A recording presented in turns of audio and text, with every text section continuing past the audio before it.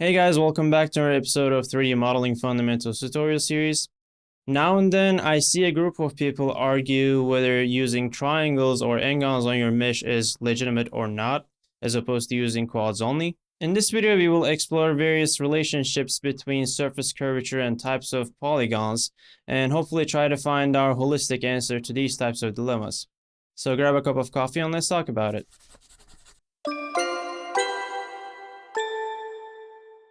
There is a list of questions you have to ask yourself before choosing to use a specific type of polygon in your project. These might be: does the surface have any curvature? Is optimization your priority? Where are you going to use this 3D mesh? Will it be subdivided? Are you going to be deforming the mesh? Are you going to be simulating it? Or how will you be handling the shading of the surface, right? I even ask some of these questions directly to my clients to understand their needs properly, since the answers can affect and alter the workflow drastically.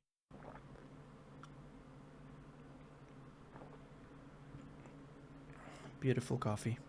Now I'm going to talk about a core concept that many beginners unknowingly struggle with when they first start 3D modeling. This information will help you understand what type of polygons you should use at different stages of your projects. In 3D, a surface can have three types of curvatures: no curvature, one-dimensional curvature, and two-dimensional curvature. No curvature means the surface is completely flat, like a plane or each face of a cube. One-dimensional curvature means the surface is bent with respect to one axis, like the side face of a cylinder. And two-dimensional curvature means the surface is bent with respect to two axes. These surfaces look bulbous, like a sphere. When you want to model a 3D object, the polygon density of your mesh will scale with A, the curvature of your surface, and B, the target level of detail. As the dimension of the curvature increases, the complexity of the surface also increases naturally, because your mesh will have to support various modeling operations. So there are fewer shortcuts you can take and fewer opportunities to hide some unavoidable artifacts or shading errors.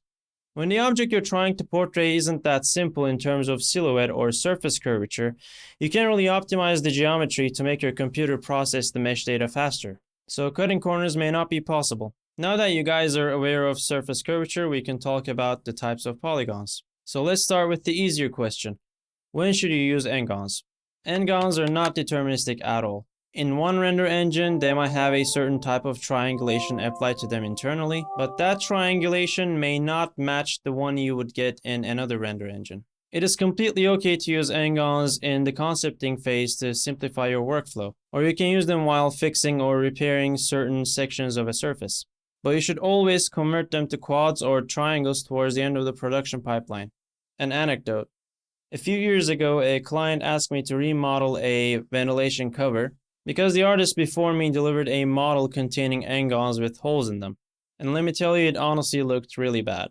Up until now, we only talked about intact, unperforated surfaces, but there are surfaces with holes in them, and we will talk about them very soon. So what can you do when working with n-gons?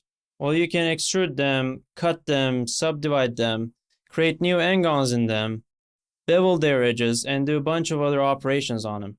Just make sure that you're keeping an eye on surface curvature and subdivision. N-gons do not subdivide like quads. They create a topological pole or star when you subdivide them.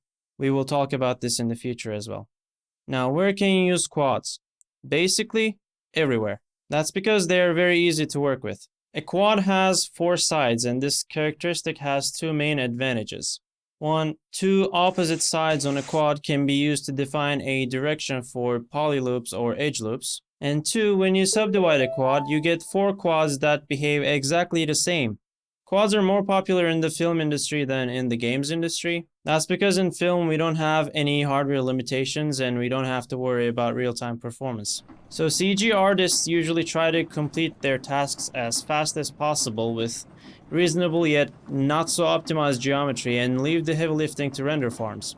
But for games we do have some limitations despite all these new rendering methods like Nanite and Lumen in Unreal Engine 5.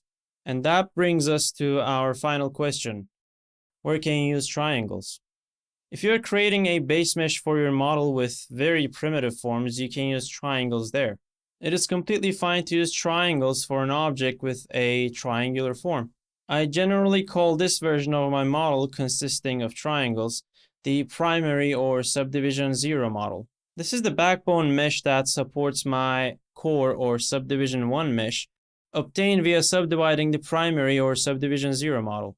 If you're planning to subdivide a textured surface, the subdivided triangles might cause stretching on the texture, so you might want to avoid using triangles there.